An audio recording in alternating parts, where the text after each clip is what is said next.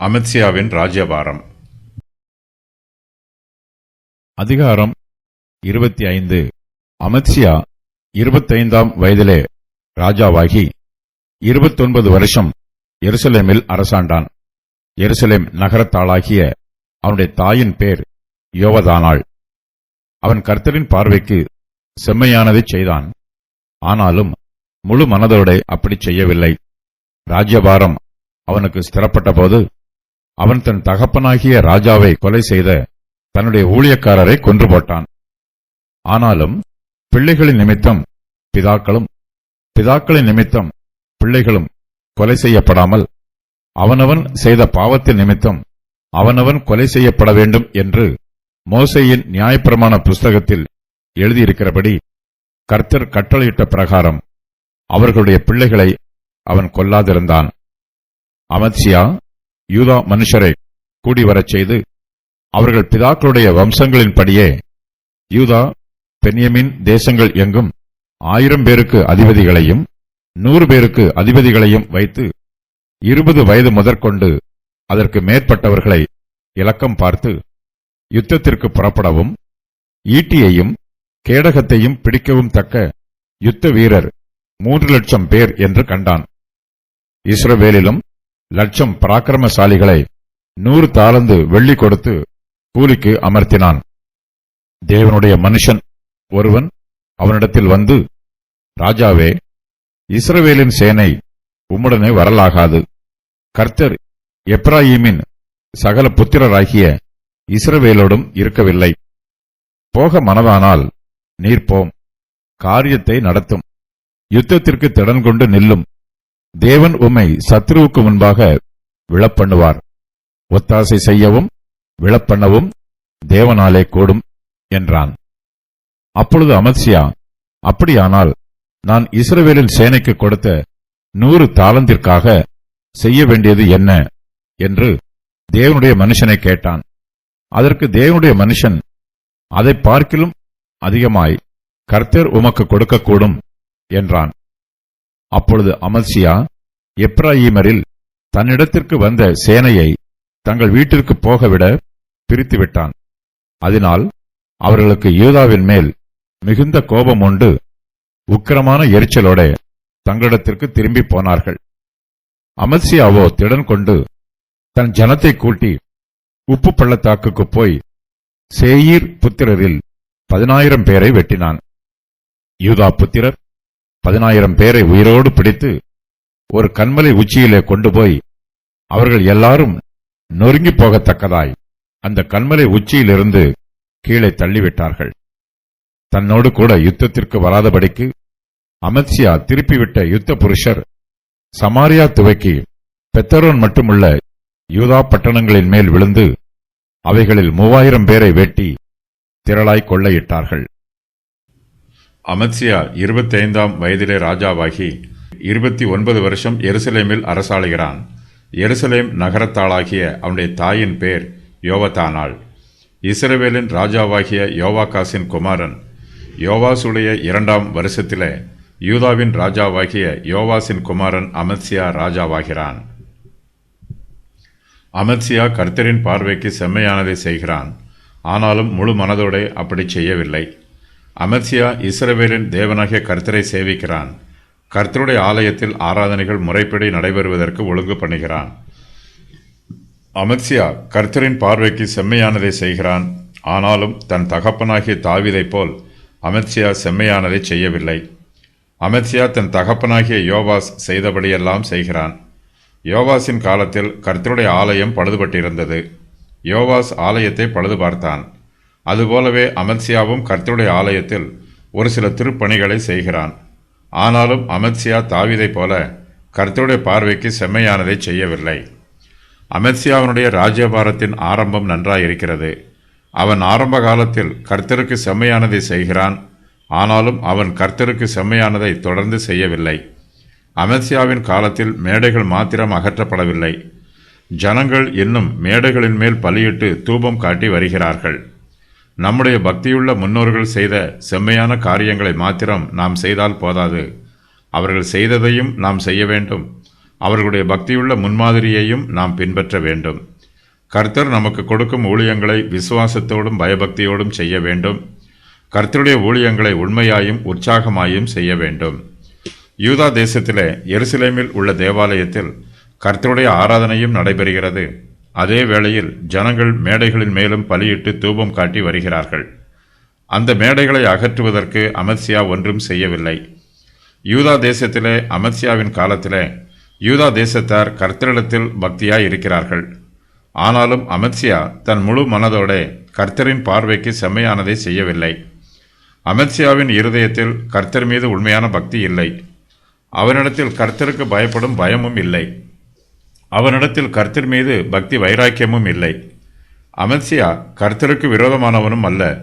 அவன் கர்த்தருக்கு விரோதமாக கலகம் பண்ணவும் இல்லை. அமத்சியா கர்த்தருக்கு சத்ருவும் அல்ல. அவன் கர்த்தருக்கு சிநேகிதனும் அல்ல. அமத்சியாவின் ஆவிக்குரிய ஜீவியம் அனலும் இல்லாமல் குளிரும் இல்லாமல் வெதுவெதுப்பாய் இருக்கிறது. லவோதிக்கேயா சபையார் அமத்சியாவைப் போல அனலும் இல்லாமல் குளிரும் இல்லாமல் இருக்கிறார்கள். அவர்கள் நன்மையான காரியங்களை செய்வார்கள். ஆனாலும் அதை அவர்கள் தங்களுடைய முழு மனதோடு செய்ய மாட்டார்கள். அமத்சியா யோவாசின் குமாரன். யோவாசின் ஊழியக்காரர்கள் அவனுக்கு விரோதமாக கட்டுப்பாடு பண்ணி அவனை கொன்று போட்டார்கள். தன்னுடைய தகப்பனாரை கொன்று போட்டவர்களை அமத்சியா பழிவாங்கும் வண்ணமாக கொன்று போடுகிறான். அமத்சியா ராஜாசனத்தின் பொறுப்புகளை ஏற்றுக்கொண்டவுடன் தன் தகப்பனாரை கொன்று போட்டவர்களை அவன் கொன்று போடவில்லை. தன்னுடைய ராஜ்யபாரம் ஸ்திரப்படும் வரையிலும் அமத்சியா பொறுமையோடு காத்திருக்கிறான். ராஜ்யபாரம் அவனுக்கு ஸ்திரப்பட்ட போது அவன் தன் தகப்பனாகிய ராஜாவை கொலை செய்த தன்னுடைய ஊழியக்காரரை கொன்று போடுகிறான். ஆனாலும் பிள்ளைகளின் நிமித்தம் பிதாக்களும் பிதாக்களின் நிமித்தம் பிள்ளைகள் கொலை செய்யப்படாமல் அவனவன் செய்த பாவத்தின் நிமித்தம் அவனவன் கொலை செய்யப்பட வேண்டும் என்று மோசேயின் நியாயப்பிரமாண புஸ்தகத்தில் எழுதியிருக்கிறபடி கர்த்தர் கட்டளையிட்ட பிரகாரம் அவருடைய பிள்ளைகளை அமத்சியா கொல்லாதிருக்கிறான். யோவாஸ் தீர்க்கதரிசியாகிய சகரியாவை கொன்று போட்டான். கர்த்தருடைய நியாய தீர்ப்பு யோவாசின் மீது வந்தது. அதன் நிமித்தமாக யோவாசின் ஊழியக்காரர் அவனுக்கு விரோதமாக கட்டுப்பாடு பண்ணி அவனை கொன்று போட்டார்கள். ஆனால் அமத்சியாவோ கர்த்தருடைய பிரமாணத்தின்படி தன்னுடைய தகப்பனாரை கொன்று போட்டவர்களை தான் கொன்று போடுவதாக நினைக்கிறான். அமத்சியா கொலைகாரர்களை மாத்திரம் கொலை பண்ணுகிறான். அவர்களுடைய பிள்ளைகளை கொன்று போடாமல் விட்டு விடுகிறான். தன்னுடைய செய்கையை நியாயப்படுத்துவதற்கு அமத்சியா மோசேயின் நியாயப்பிரமாண புஸ்தகத்தில் எழுதியிருக்கிற பிரமாணங்களை ஆதாரமாக சொல்லுகிறான். அமத்சியா ஏதோமியருக்கு விரோதமாக யுத்தம் பண்ண வேண்டும் என்று தீர்மானம் பண்ணுகிறான். அதற்காக அவன் தன்னுடைய தேசத்தில் யுத்த ஆயத்தங்களை செய்கிறான். அமத்சியா யூதா மனுஷரை கூடிவரச் செய்து அவர்கள் பிதாக்களுடைய வம்சங்களின்படியே யூதா பென்யமின் தேசங்கள் எங்கும் 1000 பேருக்கு அதிபதிகளையும் 100 பேருக்கு அதிபதிகளையும் வைத்து 20 வயது முதற்கொண்டு அதற்கு மேற்பட்டவர்களை இலக்கம் பார்த்து யுத்தத்திற்கு புறப்படவும் ஈட்டியையும் கேடகத்தையும் பிடிக்கவும் தக்க யுத்த வீரர் 3,00,000 பேர் என்று காண்கிறான். யோசபாத்தின் காலத்திலோ யுத்தம் பண்ணுகிறவர்களின் எண்ணிக்கை இதைவிட 4 மடங்கு அதிகமாய் இருந்தது. யூதா தேசத்தாரின் பாவத்தினாலே ஜனங்களும் பலவீனரானார்கள். யூதா தேசமும் பலவீனமாய் போயிற்று. யூதா தேசத்தில் யுத்த வீரர்களின் எண்ணிக்கை குறைந்து போயிற்று. யூதா தேசத்தில் குறைந்து போன யுத்த வீரர்களின் எண்ணிக்கையை சரி பண்ணுவதற்காக அமத்சியா இஸ்ரவேலிலும் 1,00,000 பராக்கிரமசாலிகளை 100 தாலந்து வெள்ளி கொடுத்து கூலிக்கு அமர்த்துகிறான். அமத்சியா செய்த காரியம் கர்த்தருக்கு பிரியமாய் இல்லை. கர்த்தர் தம்முடைய தீர்க்கதரிசியை அமத்சியாவுக்கு விரோதமாக அனுப்புகிறார். தேவனுடைய மனுஷன் ஒருவன் அமத்சியாவினிடத்தில் வந்து, ராஜாவே, இஸ்ரவேலின் சேனை உம்முடனே வரலாகாது. கர்த்தர் எப்ராயிமின் சகல புத்திரராகிய இஸ்ரவேலோடும் இருக்கவில்லை என்றும், போக மனதானால் நீர் போம், காரியத்தை நடத்தும், யுத்தத்திற்கு திடன் கொண்டு நில்லும், தேவன் உம்மை சத்துருவுக்கு முன்பாக விழப்பண்ணுவார், ஒத்தாசை செய்யவும் விழப்பண்ணவும் தேவனாலே கூடும் என்றும் சொல்லுகிறான். கர்த்தருடைய பிரசன்னம் தன்னோடும் தன்னுடைய சேனையோடும் கூட இருக்கிறது என்னும் நிச்சயம் அமத்சியாவுக்கு இருக்க வேண்டும். கர்த்தர் நம்மோடு கூட இருப்பதே நமக்கு போதுமானது. கர்த்தர் நம் பட்சத்தில் இருக்கும்போது நமக்கு விரோதமாக எந்த சத்துருவாலும் யுத்தம் பண்ணி நம்மை மேற்கொள்ள முடியாது. ஆனால் அமத்சியாவுக்கோ கர்த்தர் தன்னோடு கூட இருக்கிறாரா என்னும் நிச்சயம் இல்லை. அவன் இஸ்ரவேல் தேசத்தில் 1,00,000 பராக்கிரமசாலிகளை கூலிக்கு அமர்த்துகிறான். கர்த்தர் இஸ்ரவேலரோடும் இருக்கவில்லை. ஆகையினால் இஸ்ரவேலின் 1,00,000 மனுஷரும் சாதாரண யுத்த வீரராக இருக்கிறார்களே அல்லாமல் அவர்கள் கர்த்தருடைய யுத்த வீரராய் இல்லை. உலக பிரகாரமான பராக்கிரமசாலிகளுக்கும் கர்த்தருடைய பராக்கிரமசாலிகளுக்கும் வித்தியாசம் உண்டு. அமத்சியா பராக்கிரமசாலிகளின் எண்ணிக்கைக்கு முக்கியத்துவம் கொடுக்கிறான். அவர்கள் கர்த்தருடைய பராக்கிரமசாலிகளா என்பதை கவனிக்க தவறிவிடுகிறான். இஸ்ரவேல் ஜனத்தார் கர்த்தரை ஆராதிக்கவில்லை. அவர்கள் பொன் கன்றுக்குட்டிகளை ஆராதிக்கிறார்கள். அவர்கள் கர்த்தரை விட்டு விலகி போனவர்கள். கர்த்தரும் அவர்களை விட்டு விலகி இருக்கிறார். கர்த்தருடைய தீர்க்கதரிசி அமத்சியாவிடம் கர்த்தர் சொன்ன வார்த்தைகளை சொல்லுகிறான். அமத்சியா ஏதோமியருக்கு விரோதமாக யுத்தம் பண்ண போக வேண்டும் என்றால் அவன் இஸ்ரவேல் புத்திரரை கூட்டிக் கொண்டு போகாமல் யூதா தேசத்தவரோடு தனியாக போக வேண்டும். கர்த்தருடைய உதவி அமத்சியாவுக்கு கிடைக்கும். தேவனால் எல்லாம் கூடும். தீர்க்கதரிசி சொல்லுகிற வார்த்தைகள் அமத்சியாவுக்கு அதிர்ச்சியாயிருக்கிறது. அவன் கர்த்தருடைய சித்தத்திற்கும் திட்டத்திற்கும் முக்கியத்துவம் கொடுக்காமல் பணத்திற்கு முக்கியத்துவம் கொடுக்கிறான். அப்பொழுது அமத்சியா, அப்படியானால் நான் இஸ்ரவேலின் சேனைக்கு கொடுத்த 100 தாலந்திற்காக செய்ய வேண்டியது என்ன என்று தேவனுடைய மனுஷனை கேட்கிறான். அமத்சியா இஸ்ரவேலிலே 1,00,000 பராக்கிரமசாலிகளை 100 தாலந்து வெள்ளி கொடுத்து கூலிக்கு அமர்த்தி இருக்கிறான்.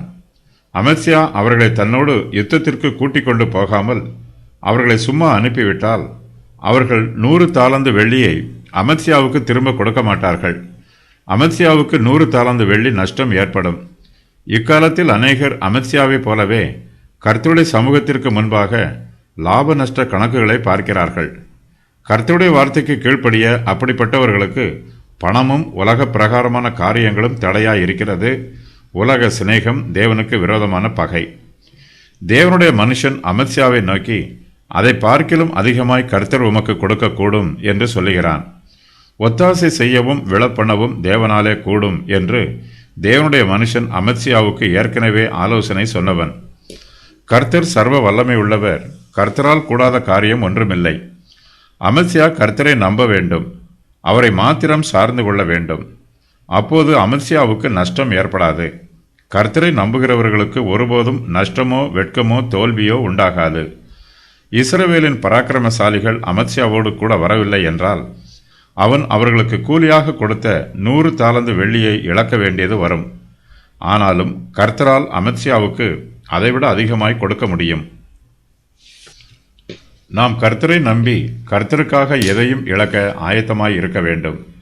கர்த்தருடைய நன்மையையும் அவருடைய கிருபையையும் இரக்கத்தையும் பாதுகாப்பையும் பராமரிப்பையும் சார்ந்து கொள்ள வேண்டும். நாம் கர்த்தரை நம்பும்போது நமக்கு ஒரு இழப்பும் ஏற்படாது. நாம் கர்த்தருக்காக எதை இழந்தோமோ அதை போல கர்த்தர் நமக்கு அதிகமாய் திரும்ப கொடுப்பார். கர்த்தர் நீதியுள்ளவர், அவர் நல்லவர், அவர் ஒருபோதும் நம்மை கைவிடாதவர். அமத்சியா கர்த்தருடைய வார்த்தைக்கு கீழ்ப்படிந்து எப்ராயீமரில் தன்னிடத்துக்கு வந்த சேனையை தங்கள் வீட்டிற்கு போய்விட பிரித்து விடுகிறான். அமத்சியா இஸ்ரவேலின் பராக்கிரமசாலிகளை தன்னோடு கூட யுத்தத்திற்கு அழைத்து கொண்டு போகாமல் அவர்களை தங்களுடைய சொந்த தேசத்திற்கு திருப்பி அனுப்பிவிடுகிறான். இஸ்ரவேலின் பராக்கிரமசாலிகள் 1,00,000 பேருக்கும் யுத்தம் பண்ணாமலேயே 100 தாலந்து வெள்ளி கூலியாக கிடைக்கிறது. ஆனாலும் அமத்சியா தங்களுக்கு செய்ததை இஸ்ரவேலின் பராக்கிரமசாலிகள் அவமானமாக நினைக்கிறார்கள். அதனால் அவர்களுக்கு யூதாவின் மேல் மிகுந்த கோபம் உண்டு உக்கிரமான எரிச்சலோட தங்களிடத்திற்கு திரும்பி போகிறார்கள். அமத்சியாவுக்கு 100 தாலந்து வெள்ளி நஷ்டம் உண்டாயிற்று. அமத்சியாவின் பேரனாகிய யோதாம் பிற்காலத்தில் அம்மோன் புத்திரருக்கு விரோதமாக யுத்தம் பண்ணுகிறான். அவன் திரளான கொள்ளை பொருளை எருசலேமுக்கு கொண்டு வருகிறான். அமத்சியா 100 தாலந்து வெள்ளியை இழந்தாலும் கர்த்தர் அவனுடைய சந்ததியில் வந்த யோதாமுக்கு அதை பார்க்கிலும் அதிகமாக கொடுக்கிறார். யோதாம் அம்மோன் புத்திரருடைய ராஜாவோடு யுத்தம் பண்ணி அவர்களை மேற்கொள்கிறான். ஆதலால் அம்மோன் புத்திரர் அவனுக்கு அந்த வருஷத்திலே 100 தாலந்து வெள்ளியையும் 10,000 கலம் கோதுமையையும் 10,000 கலம் வார்கோதுமையையும் கொடுக்கிறார்கள். 2ஆம் 3ஆம் வருஷத்திலும் அம்மோன் புத்திரர் அப்படியே அவனுக்கு செலுத்துகிறார்கள். அமத்சியா கர்த்தருடைய வார்த்தைக்கு கீழ்ப்படிந்து எப்ராயீமரில் தன்னிடத்திற்கு வந்த சேனையை தங்கள் வீட்டிற்கு போய்விட பிரித்து விடுகிறான். யூதாவின் சேனையிலே 1,00,000 பராக்கிரமசாலிகள் குறைந்து போகிறார்கள். ஆனாலும் கர்த்தருடைய பலன் அவர்களுக்கு கிடைக்கிறது. அமத்சியாவோ திடன் கொண்டு தன் ஜனத்தை கூட்டி உப்பு பள்ளத்தாக்குக்கு போய் சேயீர் புத்திரரில் 10,000 பேரை வெட்டுகிறான். யூதா புத்திரர் 10,000 பேரை உயிரோடு பிடித்து ஒரு கன்மலை உச்சியிலே கொண்டு போய் அவர்கள் எல்லோரும் நொறுங்கி போகத்தக்கதாய் அந்த கன்மலை உச்சியில் இருந்து கீழே தள்ளிவிடுகிறார்கள். அமத்சியா ஏதோமியரில் 10,000 பேரை யுத்த களத்திலே பட்டயத்தால் வெற்றி கொன்று போடுகிறான். அவர்களில் மேலும் 10,000 பேரை கன்மலை உச்சியில் இருந்து கீழே தள்ளிவிடுகிறான். அமத்சியாவுக்கு ஏதோமியர் மீது ஏன் இவ்வளவு கோபம் என்பதும் அவன் ஏதோமியரில் 10,000 பேரை ஏன் கொடூரமாய் இப்படி கொன்று போட்டான் என்பதும் தெரியவில்லை. தன்னோடு கூட யுத்தத்திற்கு வராதபடிக்கு அமத்சியா திருப்பிவிட்ட யுத்த புருஷர் சமாரியா துவக்கி பெத்தரோன் மட்டும் உள்ள யூதா பட்டணங்களின் மேல் விழுந்து அவைகளில் 3,000 பேரை வெட்டி திரளாய் கொள்ளையிடுகிறார்கள். எப்ராயிம் புத்திரரில் கூலிக்கு அமர்த்தினவர்களை அமத்சியா யுத்தத்திற்கு அழைத்துவிட்டு அவர்களை யுத்தத்தில் பயன்படுத்தாமல் அவர்களை வீட்டிற்கு திருப்பி விடுகிறான். இதற்காக அவர்கள் யூதாவின் மேல் மிகுந்த கோபம் உண்டு உக்கிரமான எரிச்சலோட தங்களிடத்திற்கு திரும்பி போனார்கள். இவ்வாறு கோபத்தோடு திரும்பி போனவர்கள் சமாரியா துவக்கி பெத்தரோன் மட்டும் உள்ள யூதா பட்டணங்களின் மேல் விழுந்து அவைகளில் 3,000 பேரை வெட்டி திரளாய் கொள்ளையிட்டார்கள். இதனால் அமத்சியாவிற்கும் வடக்கு இஸ்ரவேல் தேசத்திற்கும் மேலும் பிரச்சனை உருவாயிற்று. இஸ்ரவேலின் பராக்கிரமசாலிகள் அமத்சியாவோடு கூட ஏதோமியருக்கு விரோதமாக யுத்தம் செய்திருந்தால் அவர்களுக்கும் கொள்ளையில் பங்கு கிடைத்திருக்கும். ஆனால் அவர்களுக்கு யுத்தம் பண்ணும் வாய்ப்பு கிடைக்கவில்லை. ஆகையினால் கொள்ளையிலும் பங்கு இல்லை. இஸ்ரவேலின் பராக்கிரமசாலிகள் அமத்சியா மீது கோபப்பட்டு யூதா பட்டணங்களின் மேல் விழுந்து அவைகளை கொள்ளையிடுகிறார்கள். யூதாவின் எல்லையிலே ஏராளமான பட்டணங்கள் இருக்கிறது. இஸ்ரவேலின் பராக்கிரமசாலிகள் யூதாவின் பட்டணங்கள் மேல் விழுந்து அவைகளை கொள்ளையிட்டு யூதாவின் மனுஷரில் 3,000 பேரை வெட்டி கொன்று போடுகிறார்கள். இந்த சம்பவம் நடைபெறுவதற்கு கர்த்தர் அனுமதி கொடுக்கிறார். கர்த்தருடைய சித்தம் இல்லாமல் எதுவும் நடைபெறாது. இஸ்ரவேலின் பராக்கிரமசாலிகள் கொள்ளையிட்ட பட்டணங்கள் எல்லாம் சமாரியா துவக்கி பெத்தரோன் மட்டும் உள்ளது. இவையெல்லாம் யூதா தேசத்தில் இருந்தாலும் சமாரியாவுக்கு அருகாமையில் இருக்கிறது. சமாரியாவில் விக்கிரக ஆராதனை அதிகம். யூதாவின் எல்லைப் பகுதியில் அமைந்திருக்கிற இந்த எல்லை பட்டணத்தார் ஒருவேளை சமாரியரோடு சேர்ந்து விக்கிரகங்களை ஆராதித்திருக்கலாம். கர்த்தர் இவர்களை நியாயந்தீர்க்கும் வண்ணமாக இவர்களில் 3,000 பேர் வெட்டப்பட்டு செத்துப் போயிருக்கலாம்.